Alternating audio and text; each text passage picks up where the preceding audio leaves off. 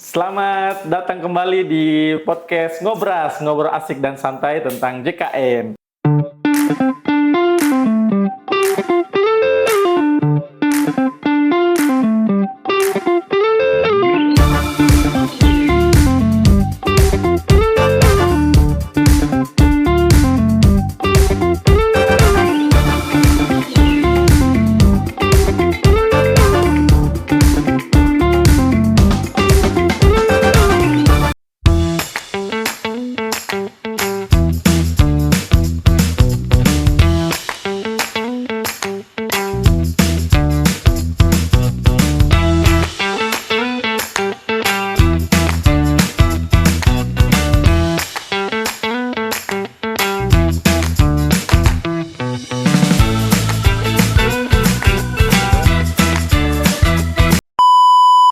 Selamat datang kembali di podcast Ngobras, ngobrol asik dan santai tentang JKN.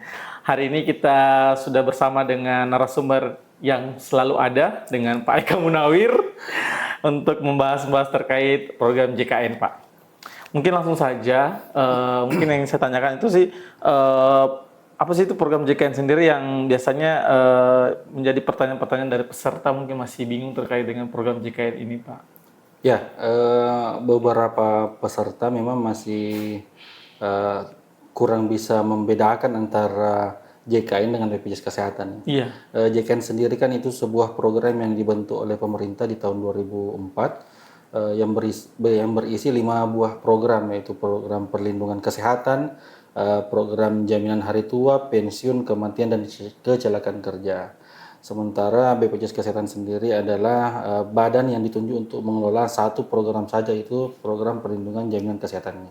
Oh, seperti itu. Berarti itu menjadi pembeda dari beberapa jenis-jenis asuransi tadi ya? Betul, betul. Dan beberapa peserta kita memang masih banyak yang miss terkait itu. Banyak peserta yang datang ke BPJS Kesehatan untuk mengurus kecelakaan kerja dan lain-lain.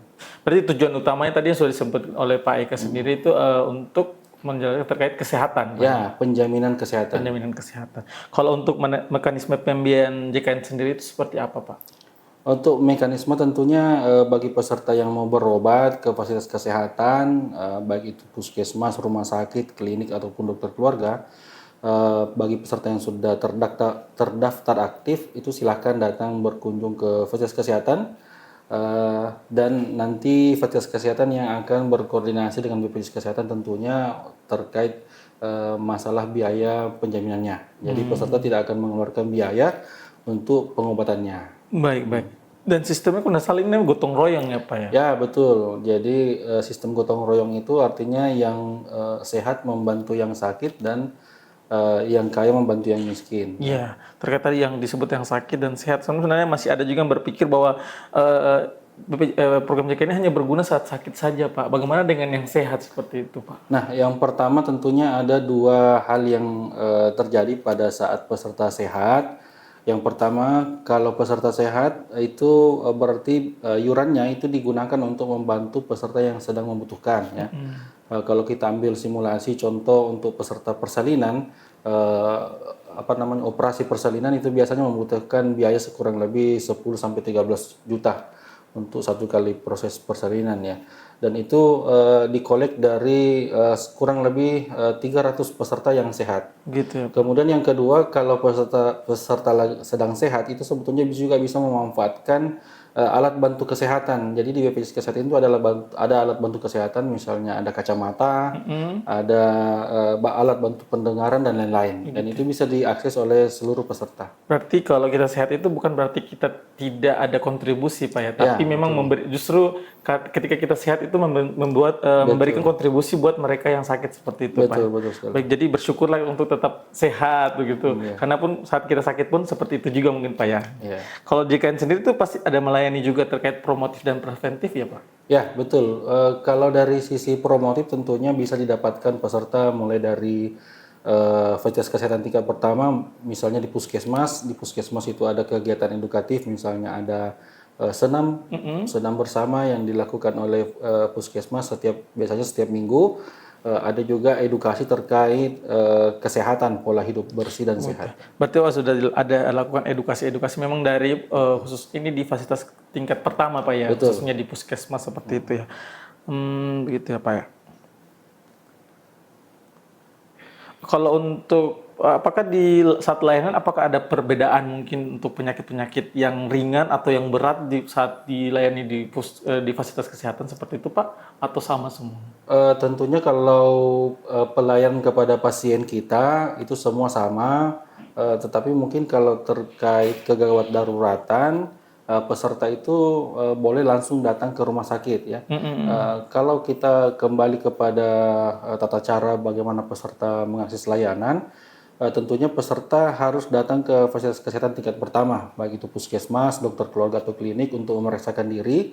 Dan jika memang masih membutuhkan pelayanan yang lebih lanjut, maka akan dirujuk ke rumah sakit tentunya begitu. Memang berarti program JKN ini sebenarnya sangat membantu mungkin ya Pak ya. Ya, tentunya membantu bagi masyarakat apalagi yang tergolong kurang mampu. Ya. Kalau untuk dari rumah sakit sendiri kan mereka sebagai pelayanan nih Pak ya, untuk melayan. Bagaimana sih tanggapannya terkait dengan program JKN ini? Mungkin ada tanggapan? Tentunya kalau kita lihat dari pertumbuhan jumlah fasilitas kesehatan yang bekerja sama, dari tahun ke tahun itu mengalami pertumbuhan yang cukup pesat ya. Beberapa fasilitas kesehatan baru yang bekerja sama tentunya karena melihat bahwa kepesertaan JKN ini sangat dibutuhkan oleh masyarakat tentunya. Gitu. Kalau untuk tantangan utama dari program JKN ini mungkin Pak, khususnya dari sisi peserta ataupun penyelenggara mungkin seperti apa ya Pak?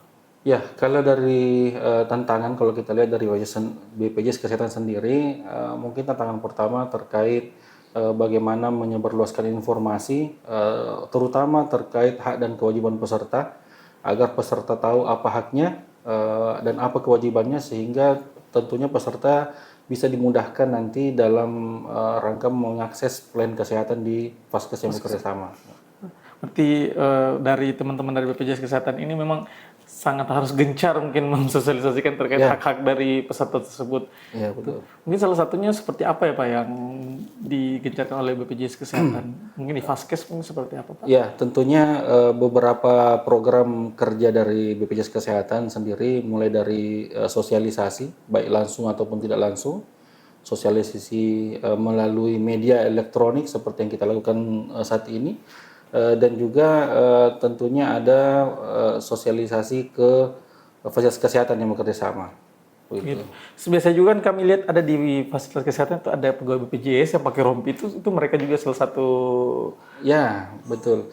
Jadi di BPJS Kesehatan khususnya di rumah sakit ada yang namanya petugas BPJS 1, singkatan dari BPJS Siap Membantu. Oh, siap. Petugas ini fungsinya untuk membantu peserta yang sedang mengalami kendala barangkali di fasilitas kesehatan. Mungkin ada yang mau bertanya atau ingin menyampaikan keluhan atau permintaan informasi. Kalau untuk pengembangan sendiri dari BPJS Kesehatan terkait layanan-layanan, mungkin apakah ada transformasi yang dilakukan saat ini Pak? Tentunya untuk perkembangan di BPJS Kesehatan yang tujuannya tentunya untuk memudahkan peserta sudah cukup banyak. Mulai dari antrean online, kemudian bagaimana peserta bisa mengakses administrasi melalui WhatsApp atau melalui Pandawa ataupun melalui aplikasi mobil JKN tentunya ya. Jadi beberapa hal-hal yang baru yang diciptakan oleh BPJS Kesehatan itu justru sangat memudahkan peserta dalam rangka mengakses administrasi ataupun plan kesehatan. Berarti arahnya ke transformasi digitalnya Pak ya? Betul. Berarti sudah memudahkan khususnya untuk pelayanan-pelayanan bagi peserta JKN seperti itu Pak ya. Kalau untuk berarti kalau untuk peran masyarakat sendiri terhadap program JKN ini seperti apa Pak? Ya, peran masyarakat tentunya mungkin yang pertama mencari informasi terkait BPJS Kesehatan itu melalui kanal-kanal resmi dari BPJS Kesehatan sendiri, karena salah satu tantangannya juga adalah maraknya informasi hoax di media sosial ya. dan itu yang lebih banyak menjamur di masyarakat. Betul, betul, Pak. Kalau mau mengetahui informasi terkait BPJS Kesehatan, silahkan follow akun-akun resmi dari BPJS Kesehatan dari Instagram, TikTok, Facebook dan sebagainya. Iya, Pak. Berarti dan masyarakat ini sebenarnya sangat membantu untuk keberlangsungan JKN sendiri ya, Pak. Ya, tentunya peserta diharapkan bisa memastikan status keaktifannya melalui mungkin yang tergolong peserta PBPU Mandiri ya membayar iuran tepat waktu dan peserta lain juga bisa memastikan bahwa identitas yang dilaporkan kepada BPJS Kesehatan itu sudah sesuai dengan ketentuan. Oh, betul. Selanjutnya terakhir mungkin Pak, untuk harapan mungkin terhadap pemahaman masyarakat terkait manfaat JKN ini Pak, khususnya bagi mereka yang masih merasa tidak membutuhkan seperti itu Pak. Ya, kembali lagi di pernyataan awal bahwa peserta yang sedang sehat atau yang sedang tidak membutuhkan layanan itu berarti sedang membantu orang yang lain ya. Betul, betul. Sedang membantu orang yang lain. Ya, harapannya kami tetap dijaga kesehatannya, melakukan pola hidup bersih dan sehat. Tentunya kalau membutuhkan pelayanan kesehatan segera memeriksakan diri ke fasilitas kesehatan yang kerjasama. Baik, baik Pak. Berarti buat teman-teman sekalian, pastikan untuk kepesertaan teman-teman sekalian itu tetap aktif. Karena dengan keaktifan teman-teman sekalian itu mau membantu untuk keberlangsungan program JKN tersebut. Selain itu, mungkin itu saja mungkin Pak untuk, atau ada tambahan lagi Pak? Ya, yang untuk closing? Betul, untuk closing mungkin kalau dari saya ada beberapa fitur kemudahan akses yang bisa digunakan oleh peserta terutama untuk pelayanan melalui administrasi WhatsApp ya. Pelayanan administrasi melalui WhatsApp ya.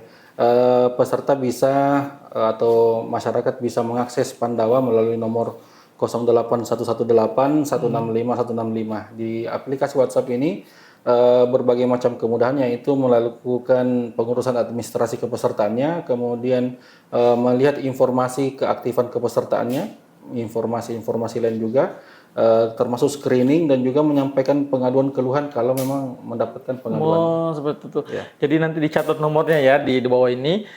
Itu semua untuk pelayanan-pelayanan yang sangat mudah. Jadi cukup dari rumah lewat WhatsApp, pakai Android sudah dapat mengakses semuanya mungkin Pak. Yeah. Baik, mungkin cukup untuk podcast kita hari ini. Sampai jumpa lagi di edisi Ngobras lainnya. Tetap sehat dan pastikan keaktifan pesertaan Anda. Sampai jumpa.